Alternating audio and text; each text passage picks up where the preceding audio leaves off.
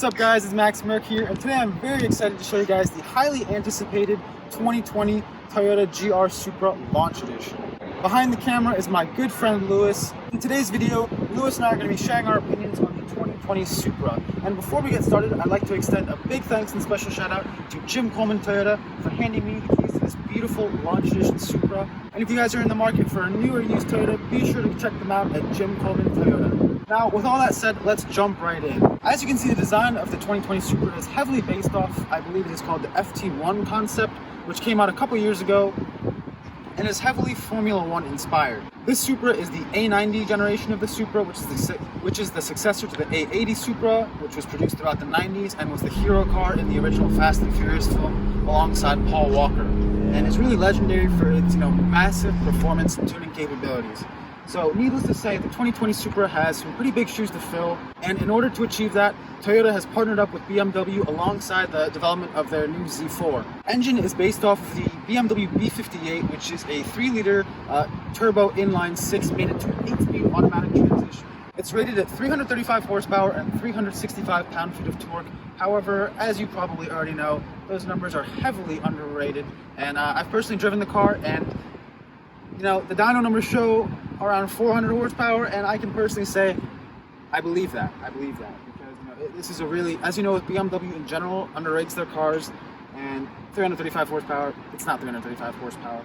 But up front you have full LED headlights, of course, parking sensors, as well as radar guided cruise control. And as far as wheels for the 2020 Supra, the Launch Edition comes with these beautiful matte black forged aluminum wheels wrapped around in Michelin Super Sport tires. So the car basically handles like it's on rails, but if you want it to kick out, it will kick out.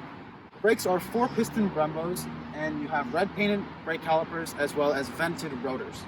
Walking around the car, you can see the Launch Edition comes with these unique red mirror caps. I'm personally not a fan of the red mirror caps, but it's a Launch Edition, so they can get away with that kind of stuff. You have a pretty unique side skirt coming down the side, as well as some more unique design elements throughout here. Of course, you have keyless, or as BMW would call it, comfort access. Even the keys of the 2020 Supra are basically BMW keys with a Toyota badge slapped on it. Even the lock sound, all that stuff. If you click and hold the lock button, you can see the mirrors go ahead and fold in, and the windows roll up. But as we come to the back of the Supra, in person, this is a really good looking car. What do you think, Lewis? It's much better in person. When we first saw it online, everyone, including Max and I, were like, this is not what we expected out of a Supra. But in person, this thing is a stunning vehicle. It really is. I remember when I looked at the pictures, I was like, kind of looks like a clown shoe, like the old Z3. But in person, the back of the car really looks very aggressive while kind of maintaining a nice sports car and kind of classy taste. It's got these wide hips, kind of like wide body reminiscent, and then the taillights stick out like this. It's very sleek. They're LED, of course. You have this massive rear diffuser with the LED reverse lights integrated in. It's very race car looking, race car inspired. You have your dual exhaust tips over here, and they are valved, so on the interior of the car, if you push the sport button, it opens up the valves and you get a ton of more pops and crackles, and overall it just sounds extremely good. You've got that nice, it sounds like a BMW. In other words, it sounds like a BMW, the B58 engine. If you listen to an M230 at 5i or an M240i, it sounds like that. And like I said, at the push of a button, it opens up the valves and it pops and crackles and burbles like a 335 or a BMW, which is not a bad thing because they sound really cool.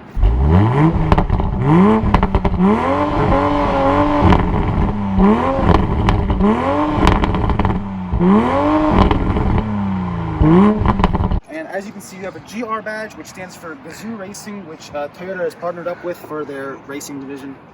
For the trunk of the Supra, as you can see, you have this nice little cover to hide your cargo. And the trunk is not that big, but you do have 2 JBL speakers back here. The trunk is not that big, but it's adequate. It's probably more than the average 2-seater sports car for sure. And then you have this nice Supra badge, which is reminiscent of the A80 Supra of the 90s. I really like that. It's a nice touch. Toyota knows the market for this car, and I'm glad they kept something like that.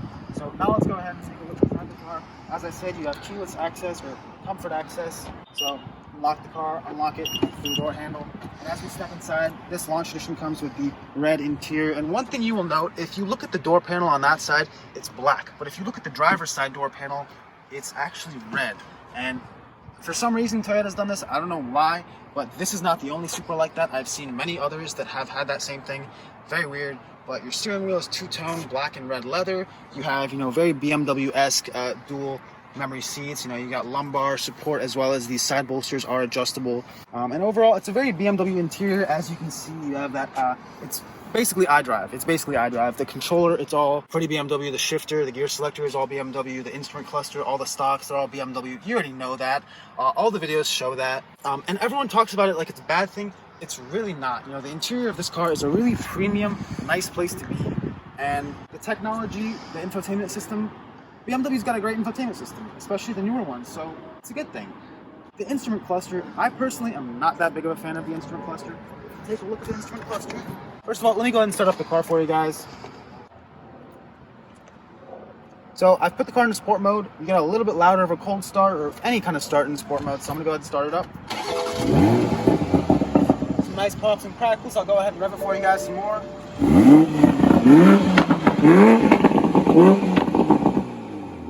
Obviously, as I said, it's very BMW-esque, which is cool. I love the pops and crackles and burbles. But as you can see, I am not the biggest fan of the infotainment display. It looks, it's very JDM, don't get me wrong, but I think they could have done better with it.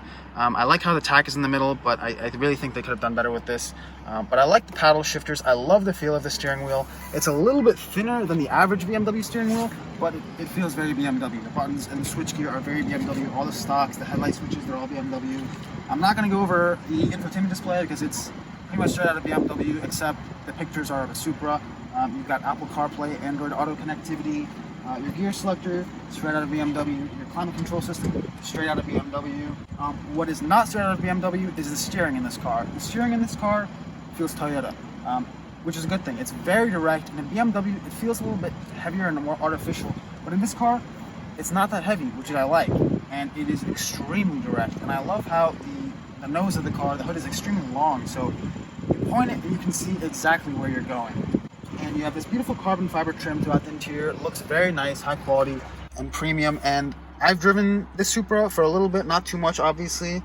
But the time I have spent with the Supra, the acceleration in this car is phenomenal. It is phenomenal. The exhaust, paired with the exhaust noise, the pops and crackles, it sounds great. The steering feedback's amazing, and especially paired with the Super Sport tires, it grips really well. The car feels like it's on rails.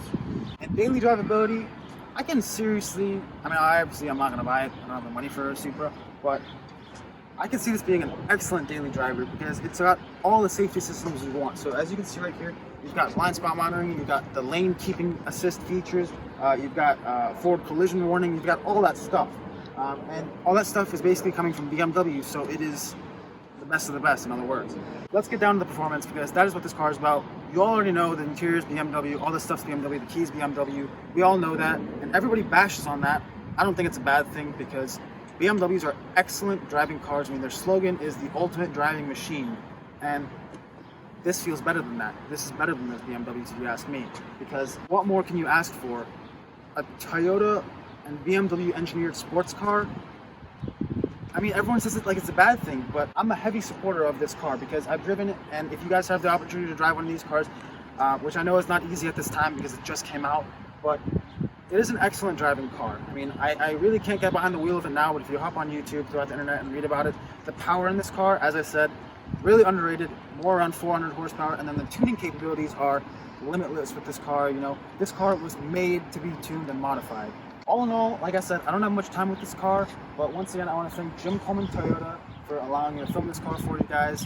And I apologize for the different style of video. This one's being filmed on my iPhone because my actual camera setup is having some malfunctions, and this is my only time with the Supra, so I needed to get a video regardless. And I wanted to thank Lewis for holding the camera and being here. And is there anything else you want to say, Lewis, about this car?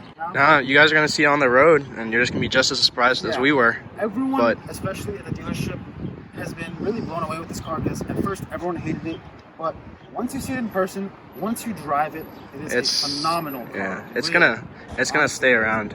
It's a really great performing car. I don't have many negative things to say about the driving thing. Most of the negative stuff about this car comes from the fact that it's basically a BMW. I don't see that as a negative. Some others may, but I love the looks of it in person, I love the driving characteristics, and I love the interior build quality because it feels much more premium than the standard Toyota, and it feels more BMW than Toyota, which I think is a good thing. And my personal Instagram is maxmerc63 if you guys want to follow me there. And in the comment section below, be sure to let me know what you guys think of the 2020 A90 Supra. And if you guys like this video, be sure to hit that like button and subscribe. Thanks for watching, and stay tuned for next one.